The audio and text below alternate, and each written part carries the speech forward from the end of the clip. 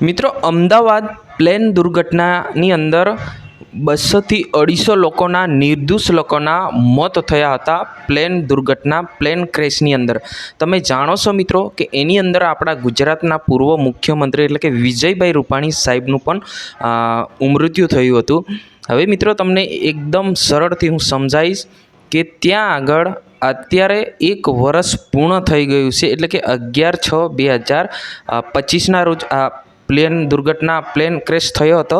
તે આજે તારીખ આપણે કહી શકીએ તો ખોટું નથી કે ભાઈ કે આજે 11 તારીખ થઈ 11/6/2026ના રોજ, એટલે કે જે આ ઘટના બની છે આ ઘટનાને 1 વર્ષ પૂર્ણ થઈ ગયું છે.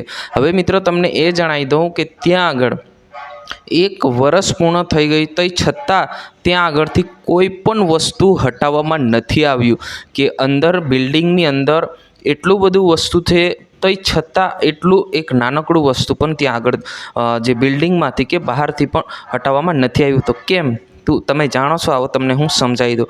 આની અંદર 200થી 250 લોકોના નિર્દોષ લોકોના મોત થયા હતા. જે પાયલટ હતા એમના પણ આની અંદર મૃત્યુ થઈ ગયા હતા અને સાથે સાથે આપણા ગુજરાતના એટલે કે ગુજરાતના પૂર્વ મુખ્યમંત્રી વિજયભાઈ રૂપાણી સાહેબનું પણ આની અંદર મોત થયું હતું. હવે મિત્રો તમને જણાવી દઉં કે હજુ સુધી ત્યાં આગળથી કોઈ પણ પ્રકારનું કે કોઈ વસ્તુ હટાવવામાં કેમ નથી આવતું.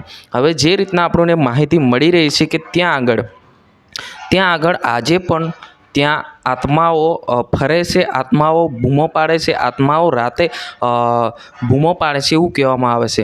ખાસ કરીને તો એના કારણે એવું હોઈ શકે છે કે ત્યાંથી બાઈકો પણ એવી ને એવી પડેલી છે અને ત્યાં આગળ કોઈ કાર પણ એવી ને એવી પડેલી છે અને ત્યાંથી આટલું નાનકડું વસ્તુ પણ હટાવવામાં નથી આવ્યું. તો એના કારણે લોકો જે છે એ ત્યાં જતા બીવે છે.